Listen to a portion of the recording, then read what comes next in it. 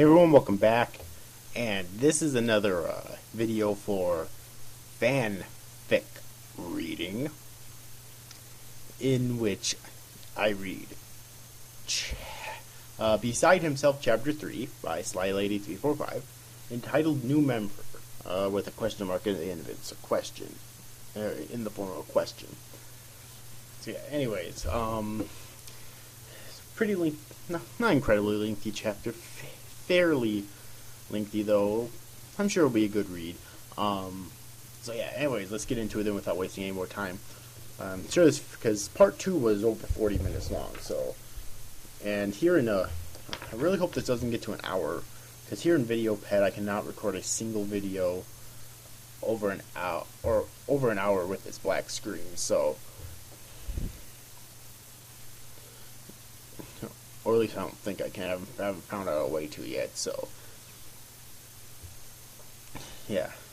Anyways, let's get onto it then without wasting any more time here. I awoke in what seemed to be my hideout. I'd been laid on my own bed, and I was in my pajamas. Who put me in my pajamas? The thought was kind of disturbing to even consider thinking about, though I found myself remembering Dante. The nerve of him, knocking me out and then bringing me back to my own home. How did he even know where my home was exactly? How did he even know to bring me here, and why did he? Then the anger died down, and the thoughts before I had lost consciousness returned. You know, Sly, I would be kind of grateful that he saved you from your imminent death. Just saying.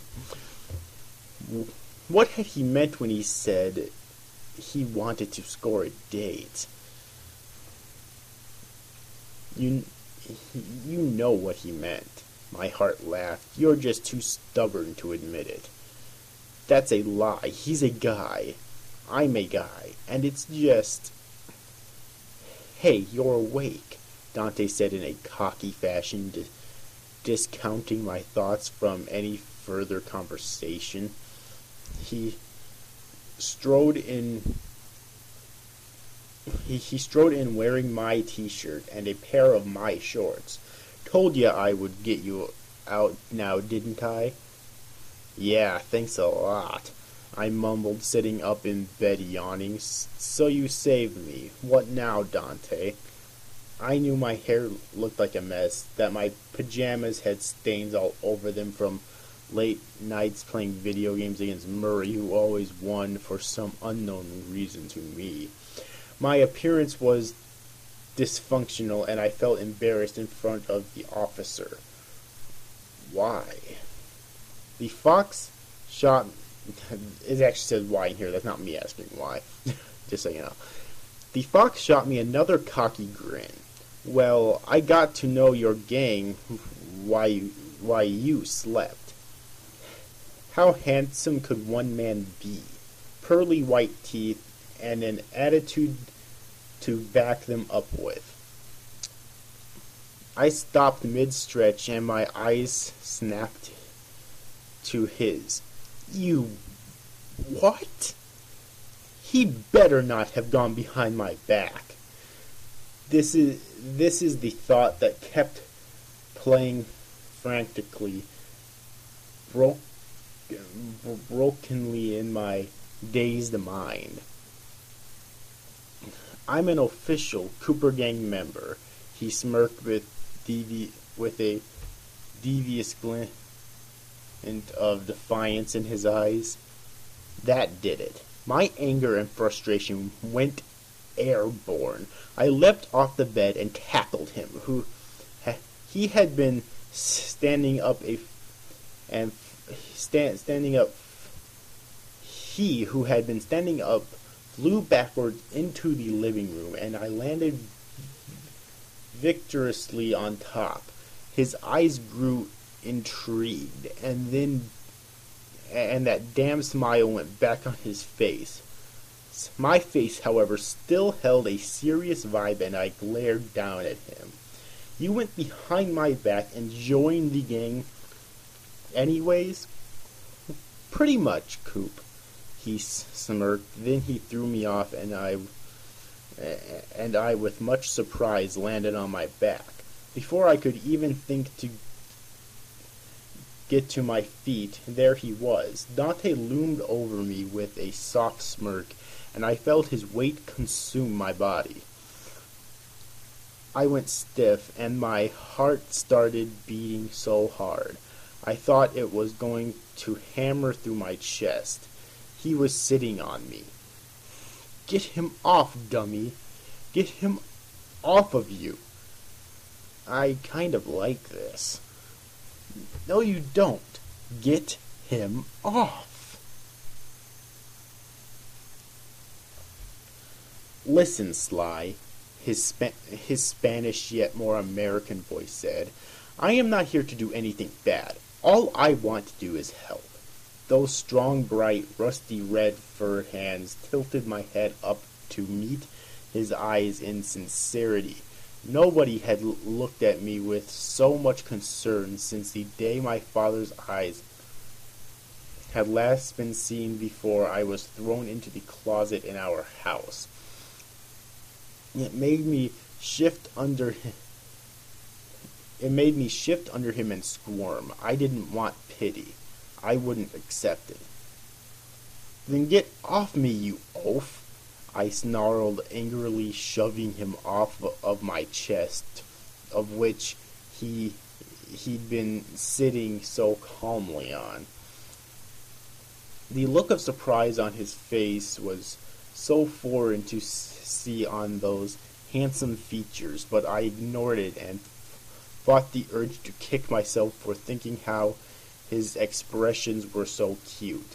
I wouldn't say he was attractive. I could easily hide emotions from him, and I've had emotions before, so I could pretty much guarantee that he wouldn't find out if I actually had affections. I began to storm off, but not before I felt myself slamming into the floor after a yank of my ankle. Dante had placed himself lying on his side while he pulled my ankle along with the rest of my body. With one hand, I thrashed, kicked, and yelled like a mere child, but got nowhere. I didn't like being helpless, nor did I like being unable to break free from holds, or traps for that matter. The reason was to blame on my own profession of being a master thief. To be a master, I had to overcome so many difficult tasks, so much pain, misery, and bloodshed, that it all felt wasted when I couldn't even get out of a pull on my leg. He had drugged me right next to him and placed a strong hand on my shoulder. I snarled, Dante, let go of me, damn it." Chuckling, he simply ignored my demand. "So stubborn." Dante paused. "I like that in a man. Did you know that?" My gray fur on my cheeks turned bright red, or at least I imagined. I felt heat rise up all over me, making me sweat. "What do you mean, exactly?" I decided to say instead of spurting out angry comments. I guess I could at least listen to what his stupid comment from 2 seconds ago had meant. Maybe it could explain why he even bothered to break me out of jail. I know he said before some things that clued into him being gay, but I just couldn't fathom a guy liking me, and until he said the very next 5 words, I didn't quite get. I didn't quite get the just. I think you mean gist.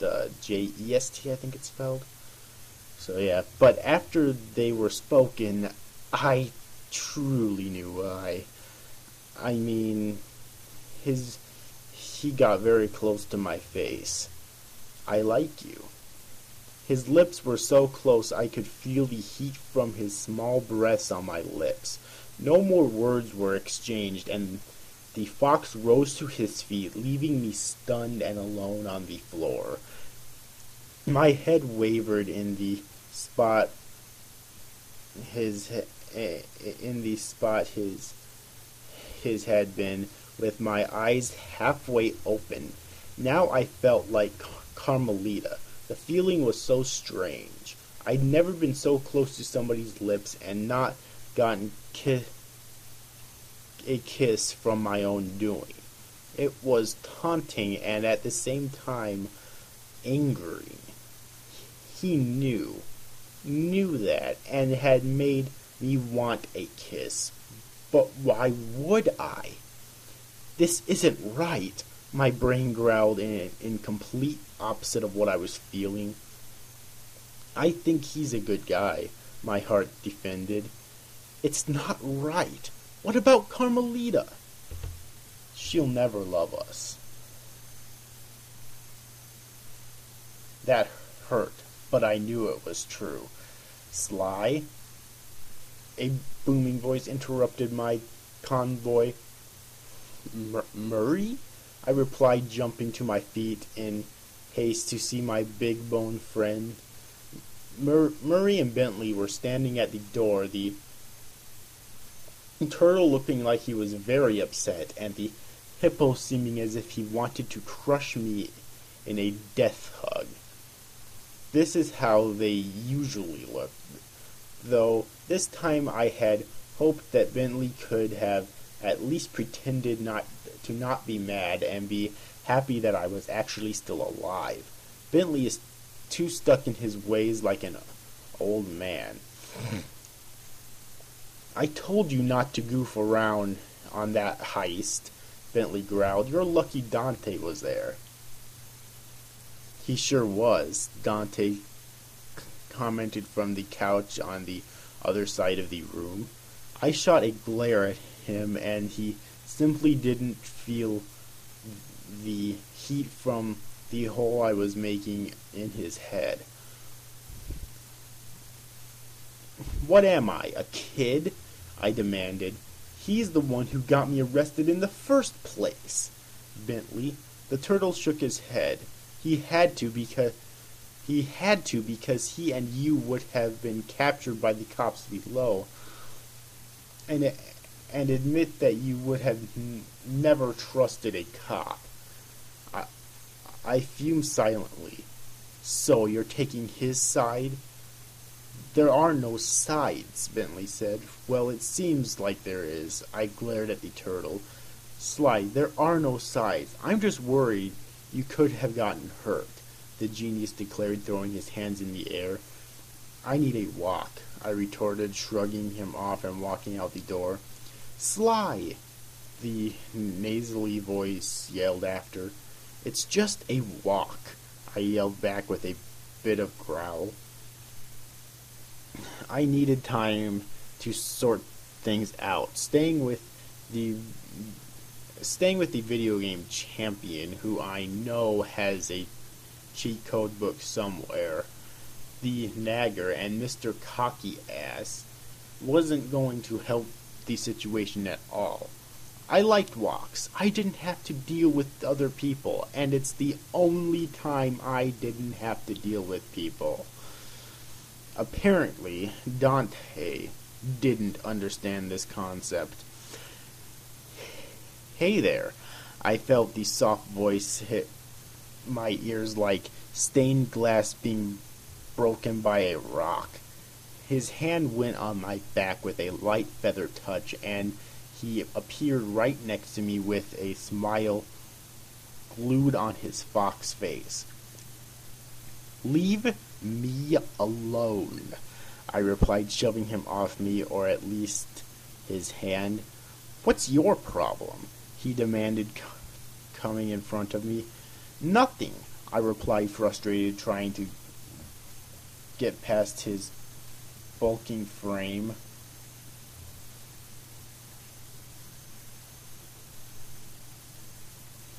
It's my sister, isn't it? His eyes showed pity for me, and I simply glared up at him, he being taller than I. It's none of your business. Of course, I still couldn't get past him as he jumped in front of me again. She's my sister? The fox raised an eyebrow. As if I didn't know that already. Rolling my eyes, I finally got around him and started to sprint away. I only got what seemed to be a few feet before his arms enveloped me into a tight embrace, to which I could only figure was a hug. I hadn't had a hug since I was little. It felt so surreal, and at the same time I felt helpless again, and I didn't like it. So once again my brain and heart waged war. He is hugging you. Get him off. He just wants to help. He's just messing with you. I bet he doesn't even like you at all. What if he does? He doesn't. You don't know him. Well, I don't want to get to know him. He's a cop. He helped you get out of jail. He's not a cop anymore. So it doesn't make a difference. Once a cop, always a cop. I think you're wrong. The fox held me again himself, letting my head come into his shoulder fur. His pelt smelled so fresh and at the same time warming. I couldn't even think of getting away from him. I didn't want to. I felt myself leaning forwards and tears starting to slip from my eyes, though I suddenly regained my senses and again roughly pushed him away from me. Why do you keep messing with me? I finally yelled. I know you don't even like me. Just stop it. Not waiting for a reply from the suddenly uncocky fox, I ran back to the hideout as fast as my legs would carry me. Once inside, I dashed to my room and locked myself in, grabbed a pillow, and did what I had been doing ever since Carmelita left. Cried and screamed into it.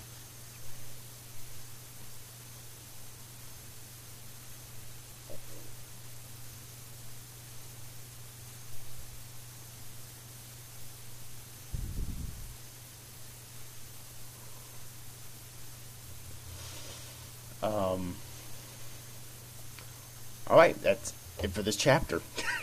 Yeah, next chapter, preview of the title, is chapter 4, titled Revelation.